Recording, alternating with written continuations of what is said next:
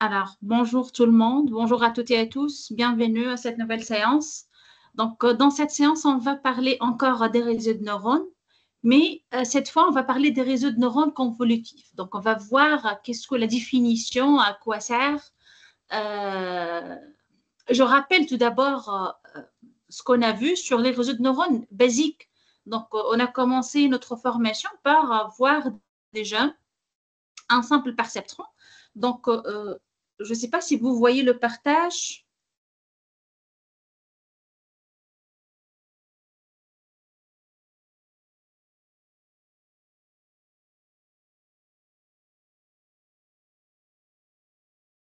Voilà, j'espère maintenant que vous voyez le partage. Donc, on va rappeler que qu'est-ce qu'un réseau de neurones classique? Donc, on a dit un réseau de neurones, c'est juste une collection de perceptrons. Et on a vu dans les premières séances comment ça fonctionne un perceptron. Il prend des données sous forme d'un vecteur et il nous donne une sortie. Donc, et mathématiquement, c'est prouvé que pour résoudre ou bien pour approximer n'importe quelle fonction mathématique, la combinaison ou bien le composé de plusieurs perceptrons, on peut l'utiliser comme un approximateur. Donc, il approxime bien n'importe quelle fonction. Donc, ici, vous voyez le principe d'un réseau de neurones. Donc, vous voyez ici, on a des entrées x1, x2. Je ne sais pas si vous voyez, les x1, x2, bien sûr, ici, c'est les caractéristiques, on a deux, il y en a plusieurs peut-être, donc on aura x1, x2, x3, etc., etc. Donc, on a une couche d'entrée et on peut former plusieurs couches cachées ou bien ce qu'on appelle hidden layer et la couche de sortie. Donc, tout dépend, est-ce qu'on veut bien un problème de classification ou bien régression. Donc, ça, c'est qu'est-ce qu'un réseau de neurones? Donc, dans cette séance, on a dit on va voir la définition d'un réseau de neurones convolutif. Donc, à quoi sert et pourquoi définir des tels réseaux de neurones convolutifs? Donc, ici, on parle, par exemple, l'être humain utilise la vision pour voir, pour analyser, pour détecter les choses autour de lui. Donc, ici, on utilise bien sûr la vision. Par exemple, pour analyser des images afin d'identifier ce qui est présent, la position des éléments, les actions en cours et pour prédire ou anticiper des événements. Par exemple, dans cette image que vous voyez, on peut voir des voitures. Donc, qu'est-ce qu'on a fait? On a identifié les objets. Donc, on voit des voitures, on voit des feux, on voit des drapeaux, on voit des gens. Et même, on peut dire que, par exemple, il y a les voitures au milieu, par exemple, le taxi, il est en mouvement, bien que c'est une photo, mais on peut prédire cela. Bien que ce camion-là, ici, le blanc, il n'est pas en cours de mouvement, il est en repos. Et par la suite, là, avec la vision, c'est une simple tâche pour nous. On peut faire cela. Pour l'être humain, c'est très simple à l'aide de la vision. Donc, ici, c'est la même chose. On veut essayer de permettre aux ordinateurs d'avoir cette vision-là. Donc, pour faire quoi? Pour peut-être dans les photos, pour identifier ici, vous utilisez tous par exemple des téléphones portables, des smartphones, et les smartphones identifient les visages à l'aide de quoi? À l'aide de la vision par ordinateur. Encore dans le domaine de santé, en médecine, on peut voir déjà l'être humain, il fait quoi? Donc, on a des radios, on regarde les radios, on peut voir est-ce que c'est une tumeur bénigne ou bien maligne, etc., etc. Donc là, c'est l'application. Donc, on veut bien que l'ordinateur aura cette capacité de détecter à partir des images des choses comme exactement l'être humain. Donc ici, par exemple, l'impact, on peut regarder les visages et identifier c'est qui exactement. Donc, on peut créer un modèle d'intelligence artificielle qui nous permet de voir l'image et identifier la personne. Bien sûr, ici, comment on va l'identifier? On va voir, on a besoin des caractéristiques. Parce que pour l'être humain, c'est simple, mais pour un ordinateur, on doit définir comment il va faire tout cela. Encore, on veut bien que comment nous, on conduit nos voitures à l'aide de la vision, donc on voit les obstacles, etc. Donc là encore, on veut bien que, créer des modèles capables de identifier les objets et par la suite, ce modèle ou bien cet ordinateur, il peut par la suite décider dans quelle direction on doit aller. Par suite, donc voilà, c'est les voitures autonomes comme application. Encore l'impact de la vision par ordinateur sur la santé. Donc ici, comme l'être humain, il voit la tumeur et il dit si bénigne ou bien maligne, ou bien on peut voir en radio sur cancer du sein ou bien autre et décider s'il s'agit d'une tumeur bénigne ou bien maligne. Donc aussi, on veut bien appliquer cela en médecine et biologie. Mais en fait, la question ici, la grande question est comment transformer ce que nous faisons intuitivement pour nous, l'être humain, il fait ça intuitivement, comment transformer cela en quelque chose que l'ordinateur peut apprendre et reproduire. Alors, pour commencer, prenons le cas le plus simple. Comment un ordinateur, par exemple, peut-il traiter une image? On va commencer par dire, voilà, comment l'ordinateur, il voit des images. Finalement, un ordinateur, c'est une machine. Et vous savez, il travaille avec des 0 et des 1, une machine finalement, donc des chiffres finalement.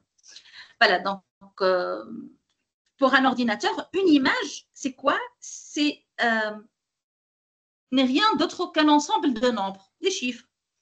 Et d'ailleurs, c'est souvent plus simple à gérer que le langage. Pour les modèles, on a vu l'autre fois le langage de traitement des textes. C'est beaucoup plus difficile qu'une image parce que pour le texte, déjà, si vous vous rappelez, on a dit, je ne sais pas la longueur du texte, ça peut varier. Mais pour une image, on peut s'y fixer. Donc, on a un nombre fixé pour les pixels. Est-ce que c'est une image couleur ou bien noir ou blanc? Donc, on peut savoir la taille de l'image, combien de lignes, combien de colonnes, combien de couleurs. Donc voilà, donc une image est déjà naturellement représentée comme un tableau ou bien une liste à deux dimensions de nombres.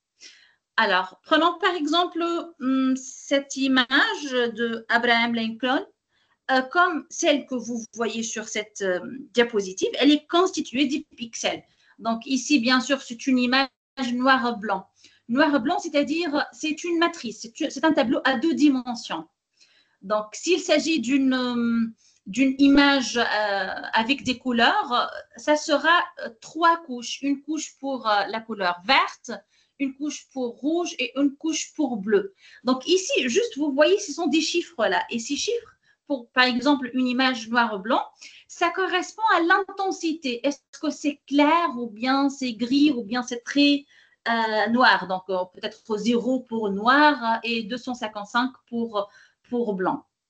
Donc voilà, s'il s'agit d'une image noir-blanc, donc juste on a des pixels. Chaque pixel, c'est en fait un chiffre entre 0 et 255. Si c'est une image coloriée, donc il y a deux couleurs, ça sera trois tableaux.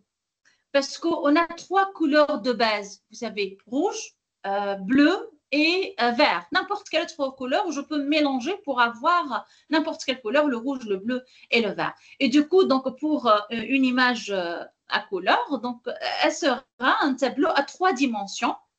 Donc on précise dans chaque dimension, par exemple, combien l'intensité de vert, combien l'intensité de bleu, combien l'intensité de rouge pour voir chaque pixel, c'est quoi sa couleur.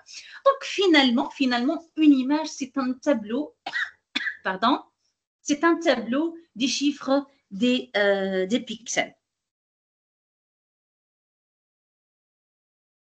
Voilà, ici, bien sûr, vous voyez, c'est une image avec des couleurs, donc en couleur. Donc, ça ne sera pas un tableau bidimensionnel ou bien un tableau à deux dimensions, mais plutôt, comme vous voyez, un tableau tridimensionnel. C'est-à-dire quoi? C'est-à-dire de dimension 3. Donc, ça sera deux dimensions pour chaque couleur, rouge, deux dimensions. Donc, on a un tableau pour rouge, tableau pour vert, tableau pour bleu, et on précise l'intensité de rouge, l'intensité de vert, l'intensité de bleu pour voir la case, par exemple, cette case-là. Donc, on doit préciser combien de rouge, combien de vert, combien de bleu pour avoir cette couleur. Et voilà, donc finalement, que ce soit noir ou blanc ou bien couleur, toujours c'est un tableau, que ce soit à deux dimensions s'il s'agit d'une image noir et blanc, ou bien en trois dimensions s'il s'agit d'une image en couleur.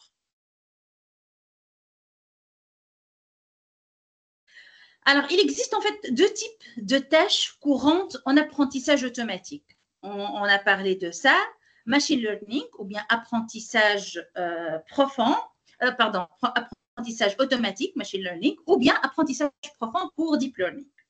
Alors, sur lesquels nous allons nous concentrer, c'est le deep learning. Deep learning, comme on a expliqué auparavant, deep, c'est profond, et profond parce qu'on utilise des réseaux de neurones avec plusieurs couches, donc d'où le mot profond.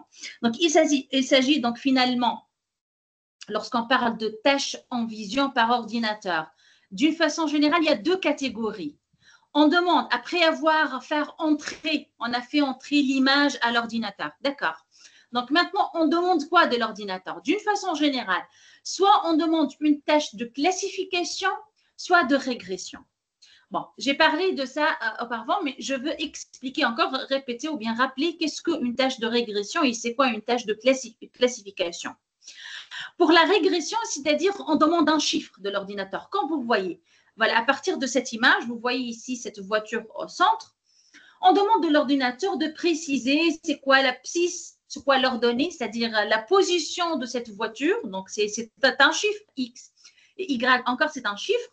Peut-être on demande encore c'est quoi l'auteur de la voiture. Voilà, donc on peut demander plusieurs choses. Donc, ça, il s'agit d'un problème de régression. Régression, c'est-à-dire quoi? On demande un chiffre, n'importe quel chiffre. Comme par exemple, lorsqu'on a dit le prix d'un appartement. Un prix d'appartement, il n'y a pas un premier prix, deuxième prix, troisième prix. Il y a une infinité de possibilités finalement. La même chose ici. Dans quelle position? Je ne peux pas dire position 1, position 2, position 3. Non, c'est plus logique de dire donner un abscisse et un ordonnée. Donc, c'est d'une manière continue. Pour la deuxième catégorie, on a dit c'est la classification, problème de classification.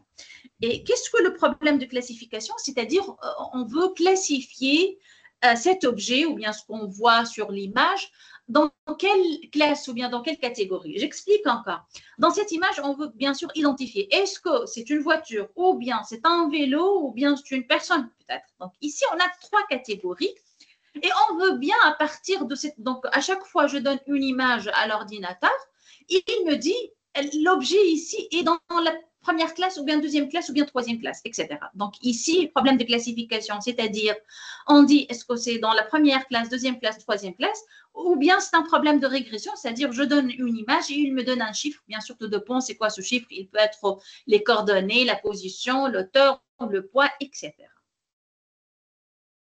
Alors là, par exemple, si je reviens par exemple au problème de l'image en médecine, par exemple ici, si je donne à un ordinateur cette image-là, je pense que ça sera un problème de classification. Est-ce que c'est une tumeur bénigne ou bien maligne? Donc là, c'est un problème de classification. Voilà.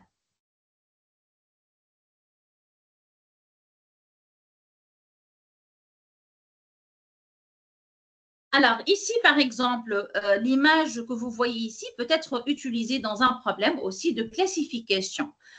Disons que nous voulons détecter de quel président des États-Unis provient cette image. Donc, on a plusieurs présidents. On peut savoir est-ce que la réponse peut appartenir à l'une de quatre classes suivantes différentes. Donc, on peut dire est-ce que c'est Lincoln, Washington ou bien Obama. Voilà, donc on a des classes et on veut savoir est-ce que la personne dans cette image est le premier ou bien le deuxième ou bien le troisième ou bien le quatrième. Donc, il s'agit bien d'un problème de classification. Autrement dit, donc là, pour classifier correctement des images comme celle que vous voyez juste à gauche, que doit être capable de faire notre modèle? C'est ça la question. si nous devions le faire nous-mêmes en tant qu'être humain, que devrions-nous faire? Nous devons comprendre ce qui rend chaque classe unique. Qu'est-ce qu'il diffère Obama de, je ne sais pas, de George Bush ou bien n'importe. Donc, voilà. Donc, autrement dit, qu'est-ce qui distingue une photo d'Abraham d'une photo de George Washington?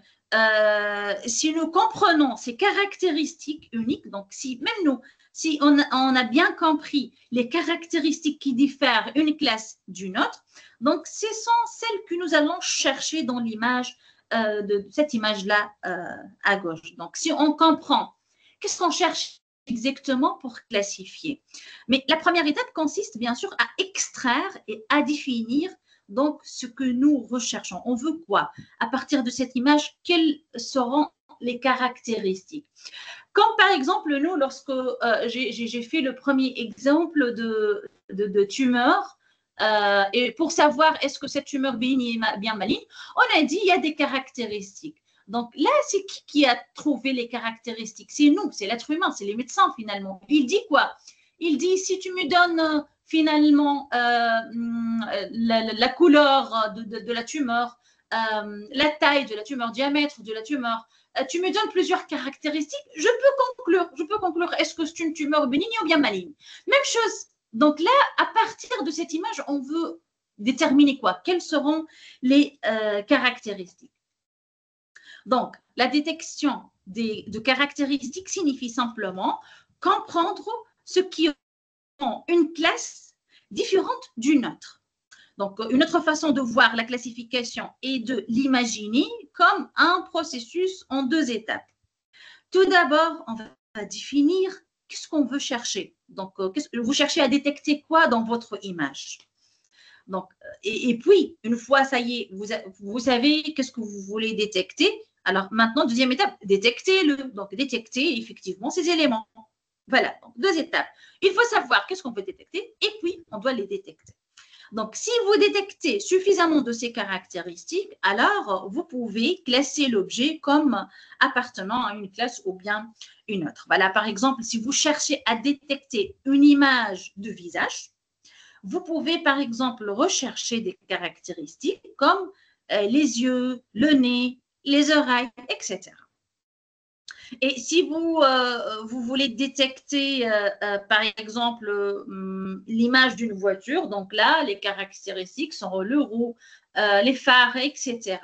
Pour une maison, on doit détecter les portes, les fenêtres, etc. etc. Donc, si vous construisez un classificateur d'images, tout revient en réalité à ce principe simple. On veut détecter les caractéristiques. Et puis, une fois on a détecté les caractéristiques, c'est bon, je peux déterminer est-ce que c'est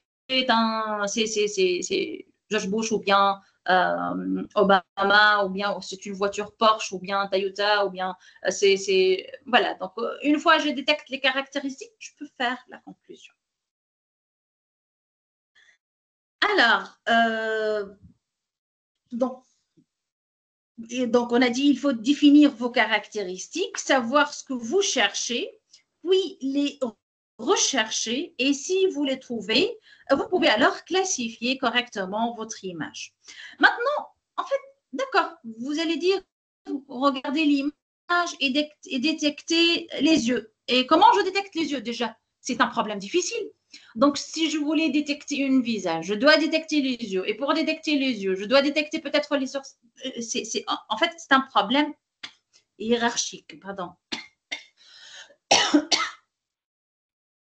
Donc, parce que c'est difficile déjà. Donc, on dit, oh, OK, on doit détecter. Mais comment faire? Donc, c'est un problème.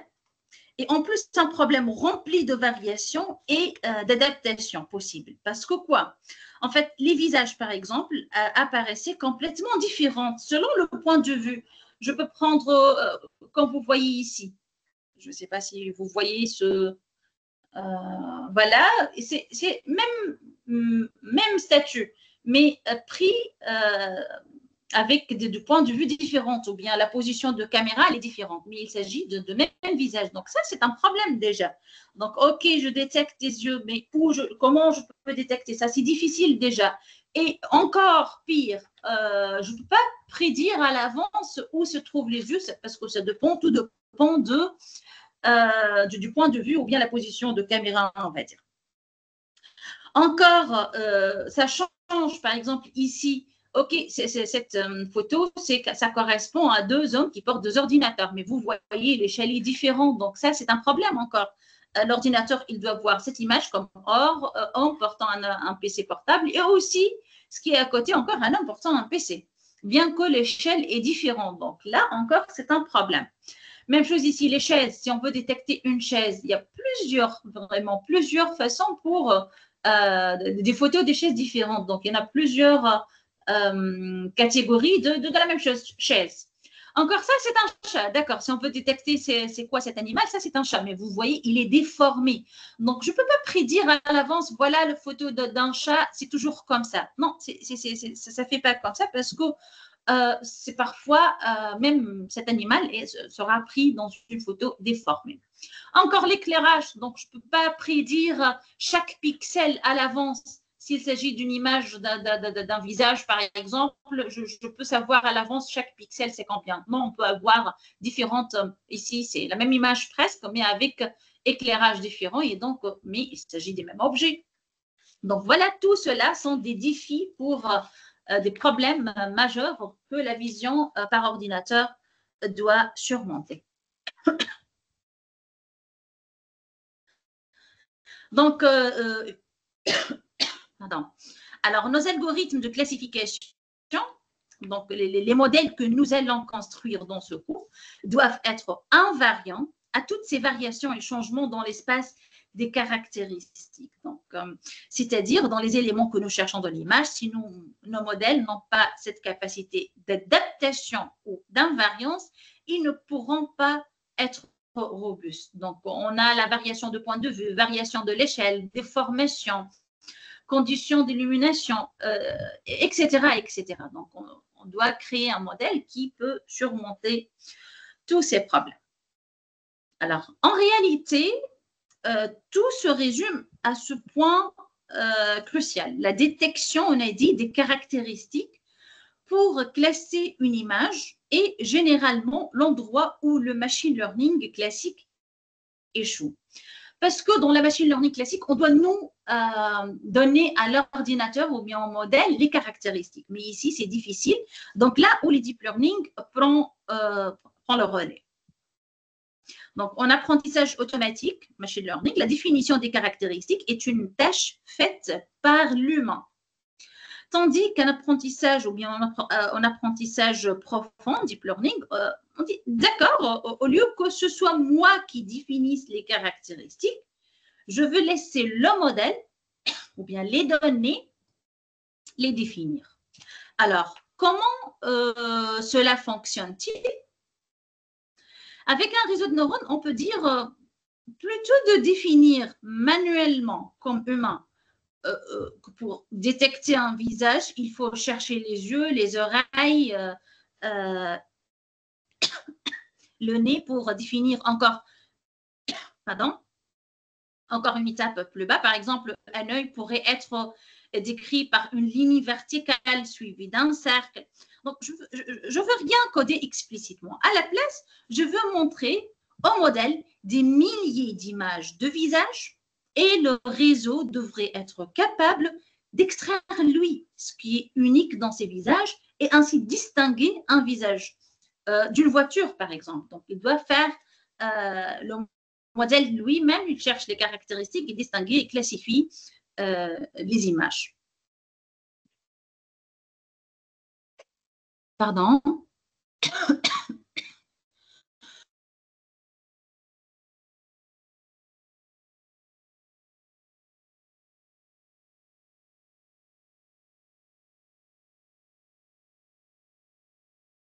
Donc, vous avez bien compris, ce que nous cherchons à apprendre, ce sont les caractéristiques uniques, c'est-à-dire les motifs de pixels particuliers qui différencient une classe d'une autre. Et nous voulons le faire de manière hiérarchique. cette hiérarchie vient de couches de réseau de neurones. Plus le réseau est profond, plus il ajoute des niveaux de complexité à notre modèle. Alors, les réseaux de neurones, en fait, en réalité, on a vu ça, ne font qu'apprendre cette hiérarchie implicitement, au lieu que nous la définissons explicitement. Autrement dit, on ne construit pas les caractéristiques manuellement, ce sont les couches de réseau qui les apprennent automatiquement. Alors, vous vous rappelez, dans les premières séances de ce cours ou bien de cette formation, nous avons déjà vu comment utiliser des réseaux entièrement connectés ou bien entièrement denses. C'est-à-dire chaque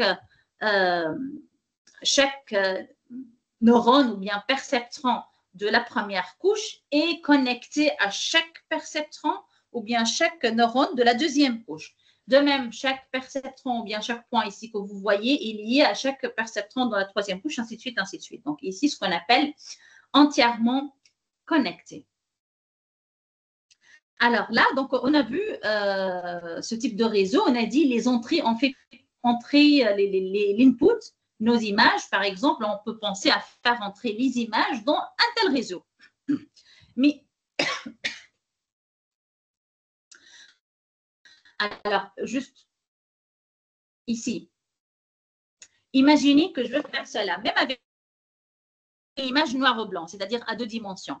Imaginez que je veux faire ici, premier pixel, c'est ma première entrée. Deuxième pixel, deuxième entrée. Troisième pixel, troisième entrée. Quatrième pixel, quatrième entrée. Ainsi de suite, ainsi de suite. Donc,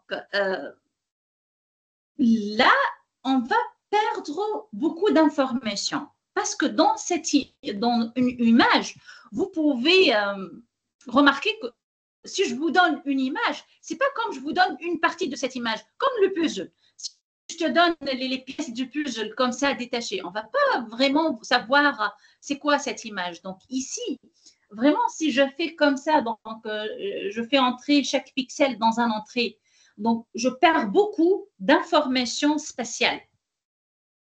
Donc là, il faut donc une première intuition, bien sûr, je peux dire, on va dire, voilà, il faut juste aplatir l'image en un vecteur.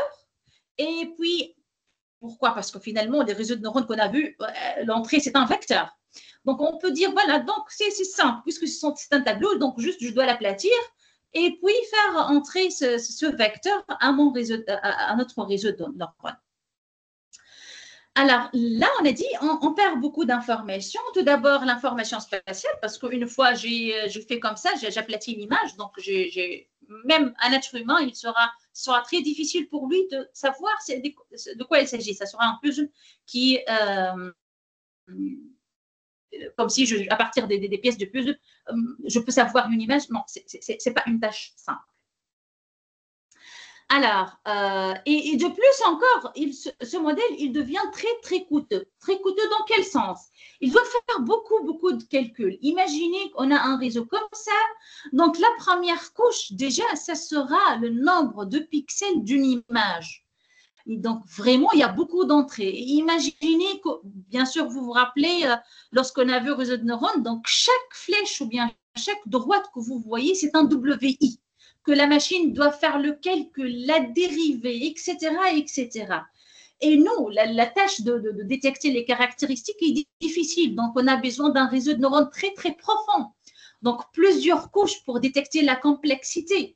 Et là, vraiment, donc, pour faire cela, ça sera très coûteux de point de vue calcul. Donc, il va rester peut-être des années pour faire le calcul.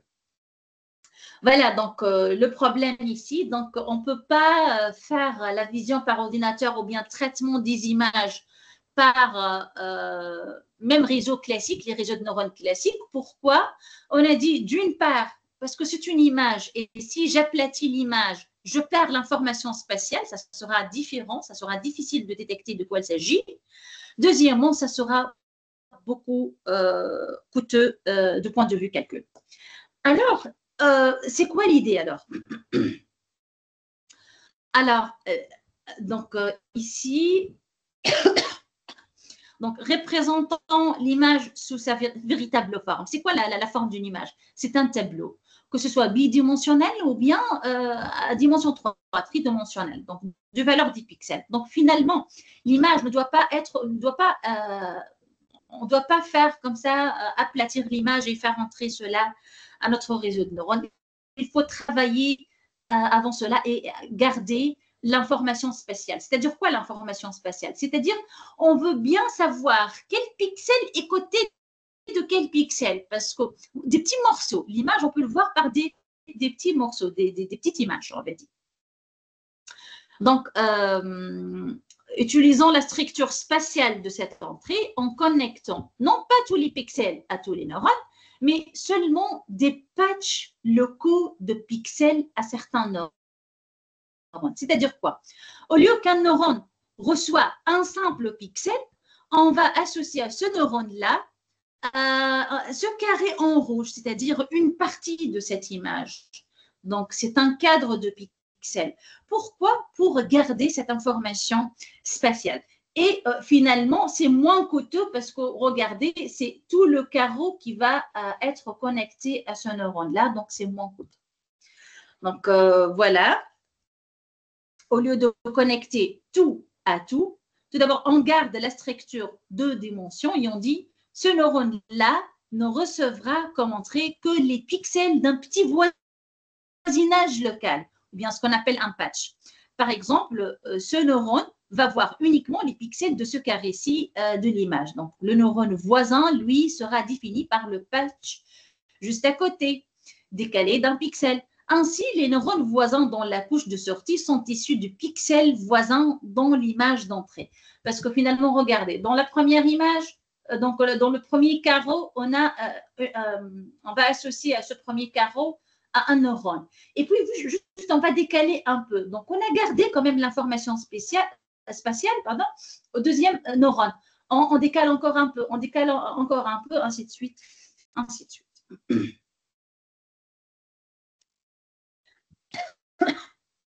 Donc, ce que je viens de dire, en fait, se décaler et les patchs, c'est exactement, en fait, c'est une opération mathématique qui est appelée convolution. Donc, qu'est-ce qu'une convolution?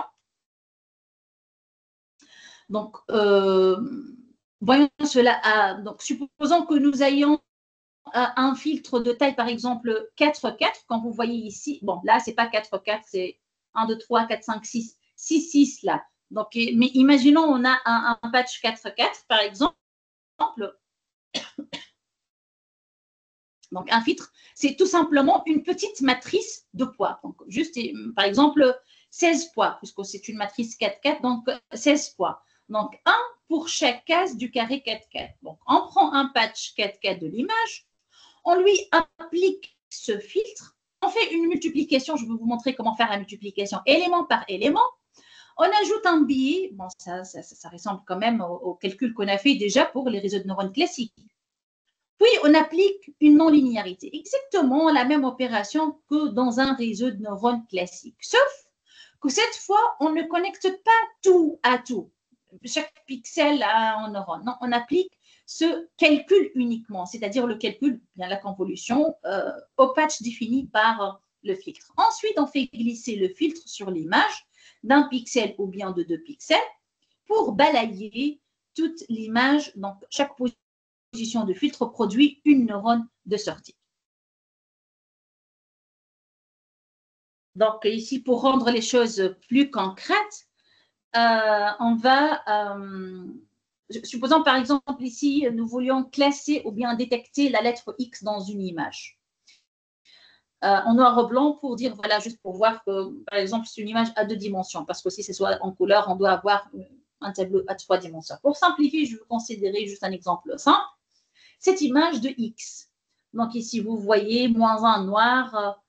Bon, ici, peut-être, bon, elle est fausse cette image, parce que -1 pour le noir, 1 pour le blanc. Hein. Mais ce qui m'intéresse ici, j'aimerais bien que, vous voyez, si nous, l'être humain, regarde ces deux images, on dit, voilà, ça c'est X et ça encore, c'est un X.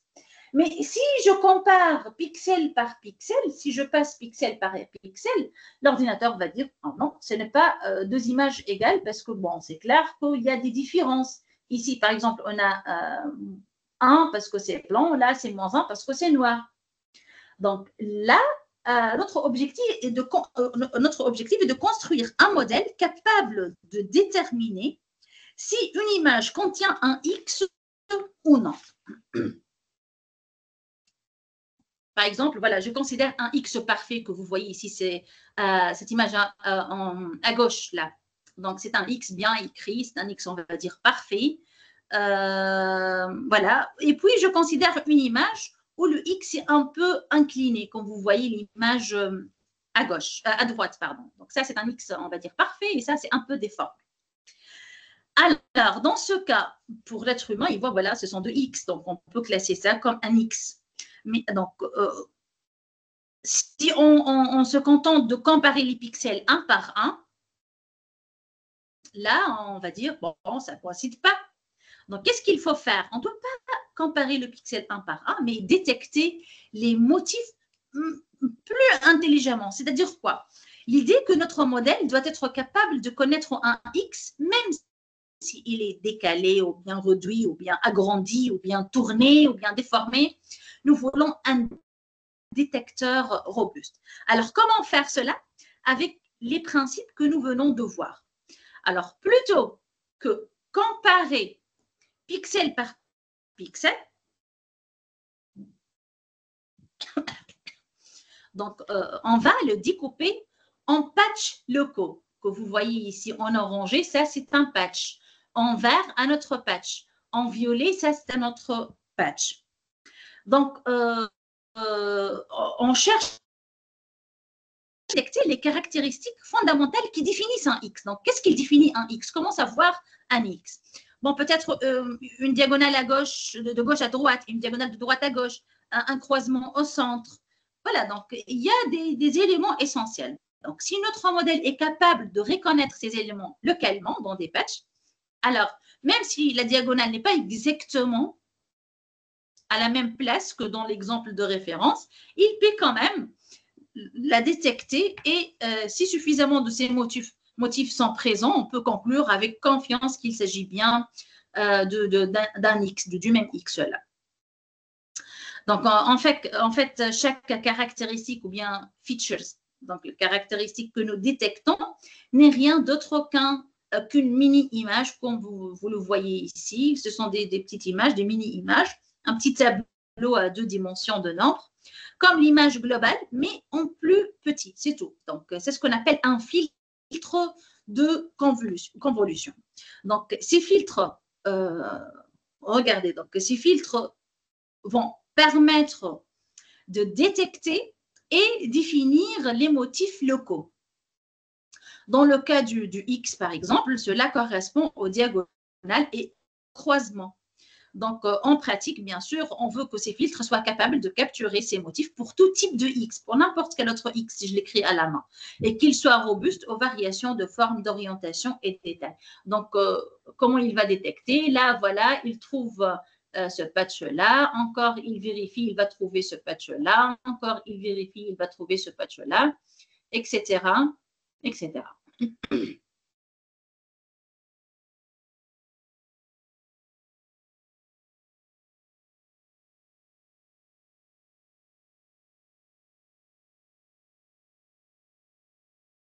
Alors, maintenant, si je veux maintenant introduire la définition mathématique de convolution, parce que, OK, je parle des patchs, des images, on va comparer et tout. On fait quoi exactement? Mathématiquement, on fait quoi?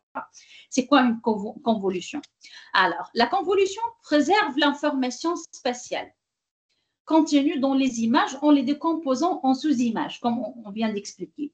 Puis, on recherche des motifs clés dans ces sous-images. Donc, concrètement, elle réalise une multiplication élément par élément. C'est-à-dire quoi, par exemple?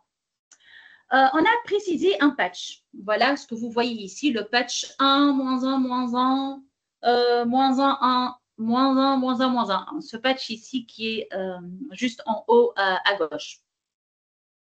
Et on va appliquer ce patch sur cette image. On va faire glisser ou bien balayer cette image. Donc, qu'est-ce qu'il fait? Par exemple, si je fais le produit de convolution, la convolution de ce patch-là sur cette partie en vert que vous voyez. Donc, cette partie d'image en vert. On fait quoi alors? Juste, je multiplie la première case fois la première case. 1 plus moins 1 fois moins 1, encore 1, plus moins 1 fois moins 1, encore 1, etc., etc. Donc, je fais la multiplication. Je trouve 1, 1, ça fait 9. Mais en fait, encore, je peux diviser par 9 parce qu'il y a 9 cases. Je trouve 1. 1, ça dure quoi? Donc, cette partie de l'image coïncide parfaitement avec ce patch-là. Donc, je ne sais pas si vous m'avez bien compris. Donc, ici, ce patch, on va commencer par une partie de l'image, en fait, et puis on glisse en autre partie de l'image et on glisse, on fait une partie d'image. Et à chaque fois, je fais le produit de convolution et je peux savoir une idée sur l'image, donc l'information spatiale. Est-ce que, donc à l'aide d'un patch, je peux savoir les éléments dans cette image ou bien les caractéristiques dans cette image. Donc voilà le produit de convolution, cette opération mathématique. Si par exemple j'ai une image comme ça, on fait quoi? Juste, je fais. Donc, je choisis, c'est nous qu'on va choisir ici le patch ou bien le filtre, on va dire, le filtre, et je fais produit de convolution, ou bien la convolution de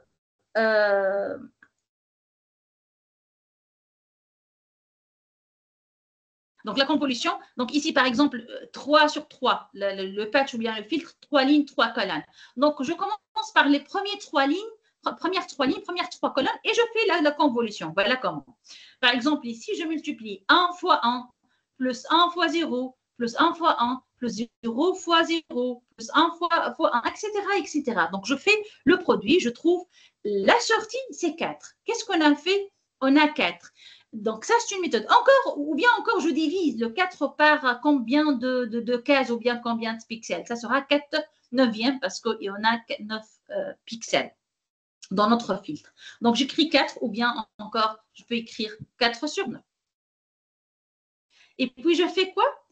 Je passe à la deuxième partie. Voilà, je glisse, je balaye toute l'image.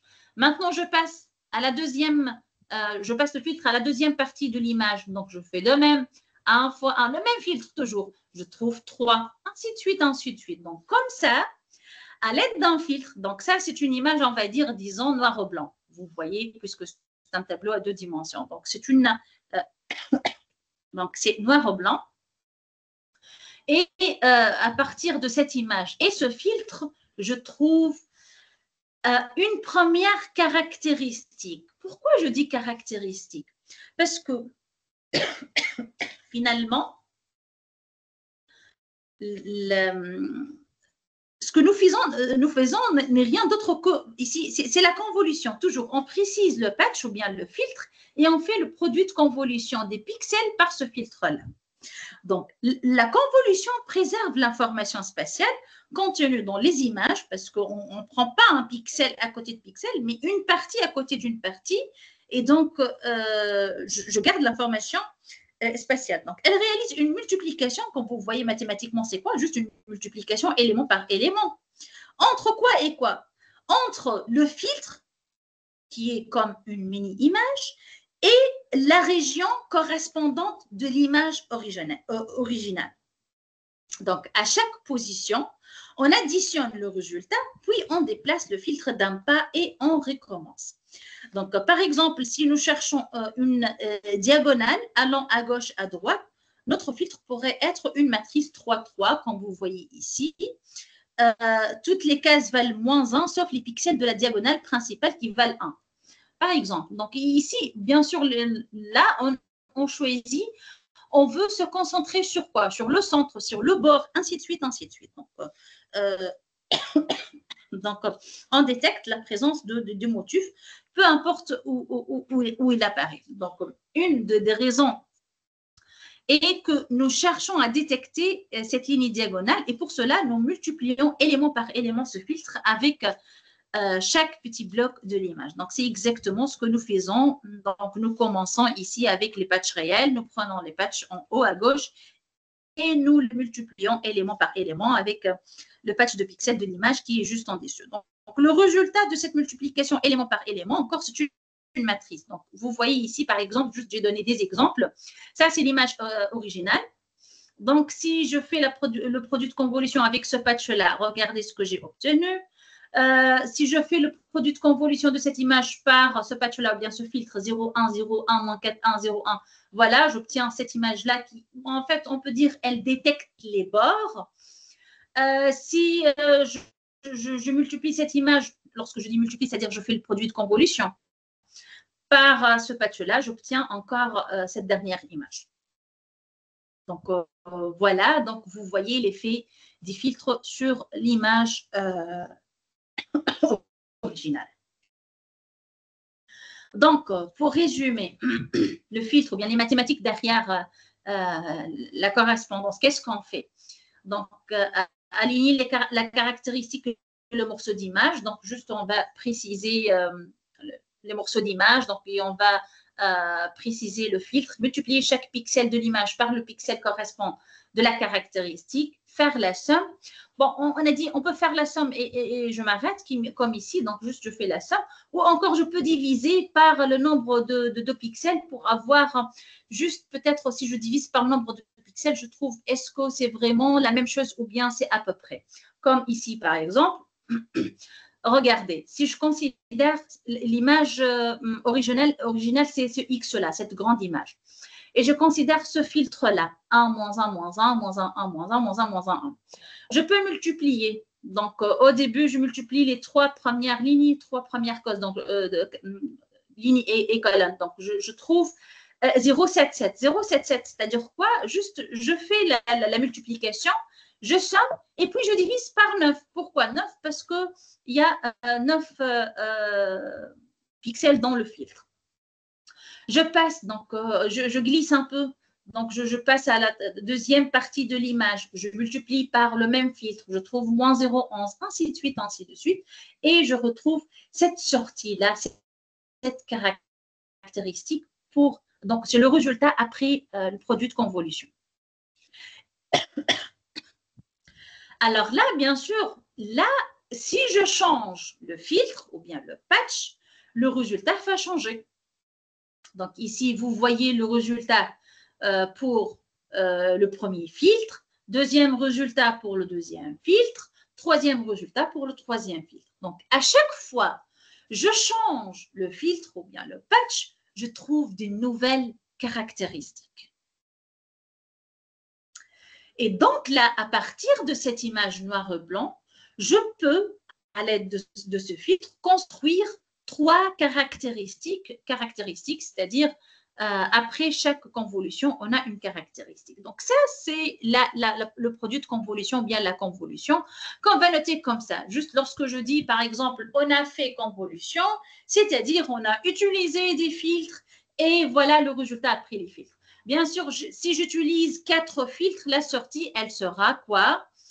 Elle sera la taille de l'image après la convolution et le nombre de filtres. Donc, tout dépend. Ici, on a fait 3 filtres, donc je trouvais dimension 3. 4 filtres, c'est-à-dire on trouve 4 sorties. Donc, l'image, elle sera, on a 4 caractéristiques. Maintenant, voilà. Donc, le réseau de neurones convolutif repose principalement sur cette notion mathématique, le produit de convolution, parce que à chaque fois je multiplie par un filtre ou bien un patch, je trouve une nouvelle image et donc ce qu'on appelle les caractéristiques. Une autre chose très importante dans le réseau de neurones, ce qu'on appelle le pooling. Le pooling, c'est quoi en fait? Ça sert à réduire la taille des images. Donc, au début, qu'est-ce que j'ai dit au début? J'ai dit l'une des difficultés pour la vision par ordinateur. La première chose, on doit conserver l'information spatiale et là, le produit de convolution va le faire parce qu'il considère l'image bloc par bloc. Donc, après, si on choisit le bon filtre, on va trouver les bonnes caractéristiques, les bonnes informations spatiales. Maintenant, deuxième difficulté dans la vision par ordinateur, on a dit il y en a beaucoup de paramètres. Donc, on veut vraiment réduire le nombre de paramètres. Et ça, c'est le principe de pooling. C'est quoi le principe de pooling? Je vais expliquer directement sur un exemple. On veut réduire le nombre, ça c'est la sortie après, bien sûr, la convolution. Donc, on a une image, on a multiplié ou bien faire la convolution par un filtre, on a trouvé ce résultat. Et puis maintenant, on va faire le pooling. Le pooling, il y a plusieurs façons, mais par exemple, la plus simple, je considère, par exemple, j'ai choisi de faire le pooling 2-2, c'est-à-dire 2 lignes de colonne. Donc, je considère 2 lignes de colonne et je prends le maximum. Voilà. Donc, le maximum entre 0,77, moins 0,11, moins 0,11 et 1, c'est 1. Voilà. Je passe maintenant à la deuxième partie de cette image ou bien deuxième bloc. Je prends le maximum. Troisième partie, je prends le maximum jusqu'à balayer toute l'image. Bien sûr, il y a ceux qui choisissent de ne pas considérer le maximum, mais la moyenne. Ils font ça, plus ça, plus ça, plus ça sur 4. Hein, la moyenne pour garder quand même l'information de 4 pixels. Donc ici, le but de pooling, c'est juste réduire la taille de la sortie de l'image. Donc voilà. Donc là, on a trouvé, on a dit, si on a fait 3 filtres ou bien 3 patchs, on va trouver 3 à leur sortie. On va réduire le nombre de sorties ou la taille de chaque sortie. On va faire le principe de pooling. Donc, juste ce petit triangle-là, juste pour dire je fais le pooling. Donc, ici, par exemple, là, je prends le maximum sur chaque carré de 2. Voilà, donc voilà, donc on a presque tout, c'est bon, on a presque terminé. Donc, c'est quoi le principe de réseau de neurones convolutifs? Donc, on fait la convolution, mais d'une façon générale, avant de faire le pooling, on fait la linéarité. On applique le réel E qu'on a vu déjà. Qu'est-ce que ça fait le réel E? Elle prend 0 si la valeur est négative. Et elle garde la valeur si elle est positive. C'est une sorte de non-linéarité. Et on a parlé de l'importance de la non-linéarité dans les réseaux de neurones. Parce que quoi? Parce que si j'utilise toujours des réseaux de neurones linéaires, la sortie finalement va être linéaire. Donc, pour trouver des fonctions beaucoup plus complexes, on doit utiliser des fonctions non linéaires après chaque couche. Donc là, pour ajouter cette tâche de non-linéarité, on applique la fonction RLU. C'est-à-dire quoi? Tout simplement, à chaque fois que vous voyez un pixel qui est négatif, on va le mettre en 0. Voilà la non-linéarité. Donc ici, avant de faire le pooling, on fait quoi? On passe à la non-linéarité. C'est-à-dire quoi finalement? Voilà, c'est-à-dire, maintenant, qu'est-ce qu'on a fait? On a une image originale. On fait le produit de convolution. Et lorsque je dis produit de convolution, c'est-à-dire à l'aide des filtres.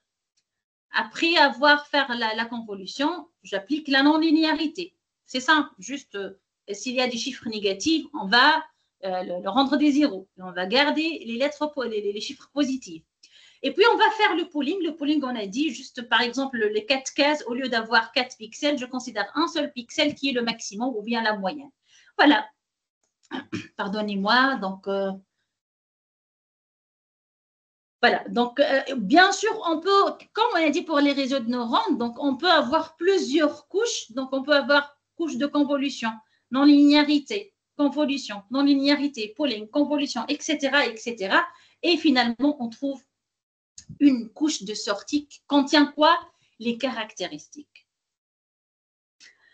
Donc, après avoir déterminé les caractéristiques, on fait quoi? Les caractéristiques contiennent les informations spatiales. Maintenant, on va aplatir ces informations spatiales et faire les entrées dans un neurone, voilà, un réseau de neurones, voilà, donc un réseau de neurones classique. Regardez, donc on résume ce qu'on a vu. Je ne sais pas si vous voyez l'image ou bien je l'agrandis.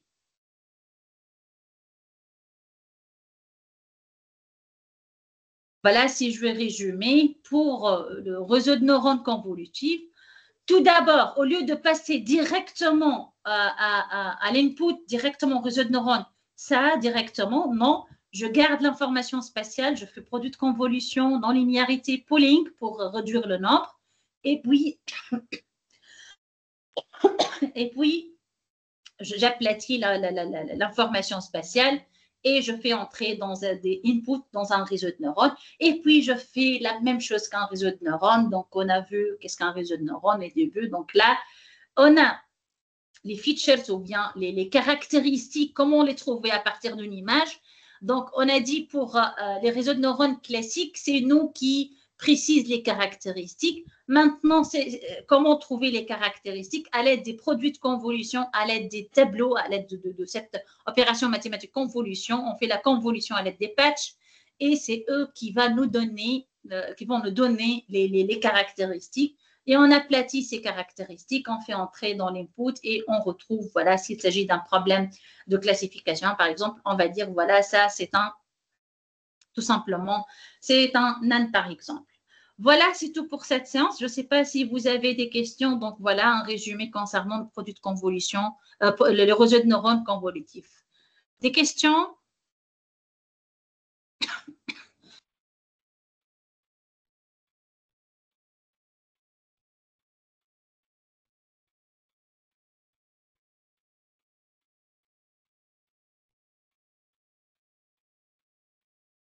Alors, si vous avez des questions, n'hésitez pas de soit lever la main pour avoir la parole, soit vous écrivez sur le chat. Merci, c'est clair. D'accord, très bien. Merci, Abdoulaye.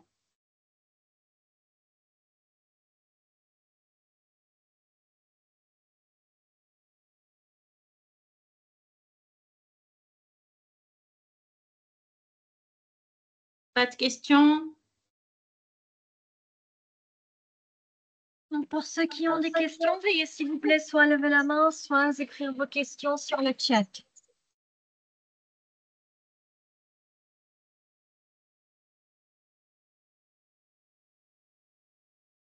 Ok.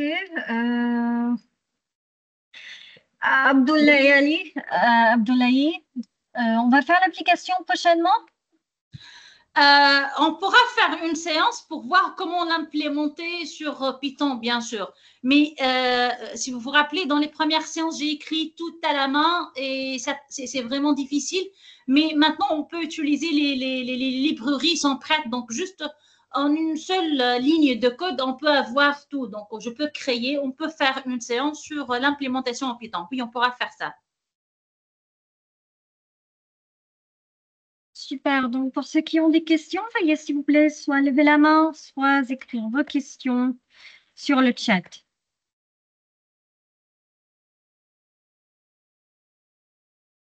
Pas de questions? Tout est clair?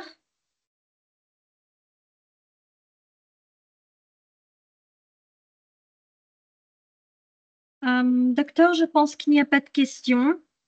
Et je pense que vous avez terminé, n'est-ce pas? Voilà, on a terminé. Merci beaucoup pour votre présence, Malek. Merci à tous les participants. Au revoir. Merci infiniment à vous, docteur, pour tous vos efforts. Merci aux participants pour avoir participé au cours de la formation d'aujourd'hui. Attention tout le monde, nous n'avons pas encore terminé notre formation.